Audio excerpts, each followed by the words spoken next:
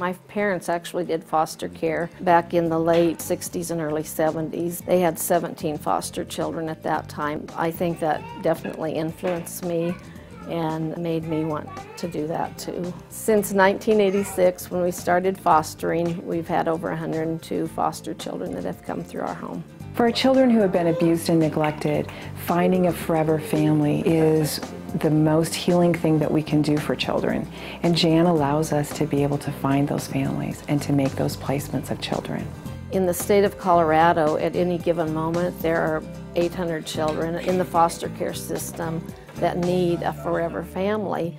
The routine Bob and I started for our family started clear back 30 years ago with our birth children, and it has continued with our foster and adopted children because so many of them have come from homes that there wasn't any routine, there wasn't any stability, there might not have been any food, there might not have been any clean clothes, there might not have been a lot of things that normal, quote, normal families take for granted. So for our children that we're raising now, the structure and the routine and the stability are extra important, even more so than in other families. Jan seems to have an unconditional love for any kid, no matter what they're going through, no matter what problems they have.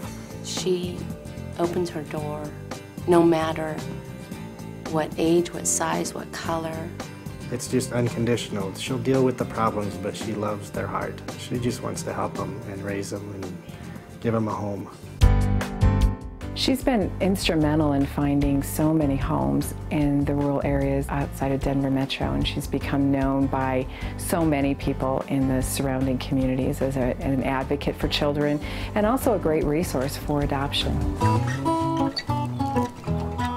We live in Burlington, Colorado, which is a small town on the eastern plains of Colorado, 15 miles to the Kansas border. It is a farming community. We are very agricultural based.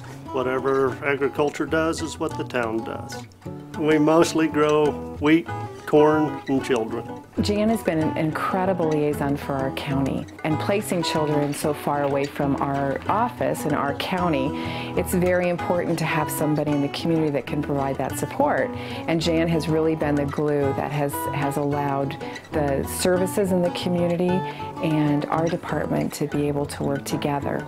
Jan is just a super person. Nothing's about her, it's always about the kids and her family.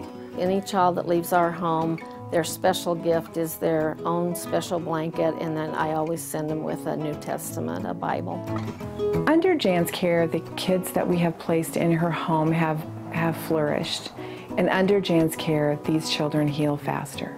She just has a gift to be able to love children.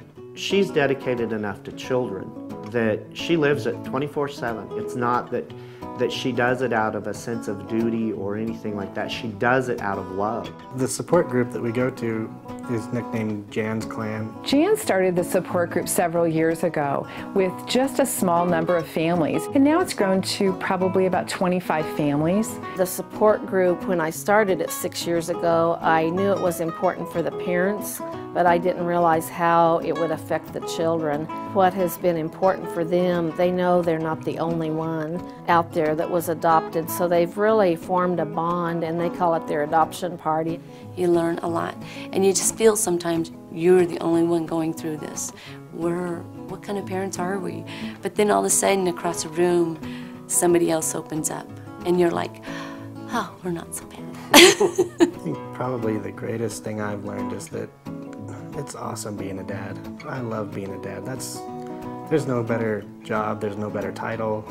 And it's gone full circle now to where she can see others in the same mission that she was in loving children, and those children being able to say, this is my home, this is my mom and dad, and this is my forever family, and I'm loved. I think each child has left an impression on us, and the reason we keep doing it, I believe, is because there's such a need, and when the phone rings and there's another one, it becomes very difficult to say no when you still have a home that you can share the love with the children.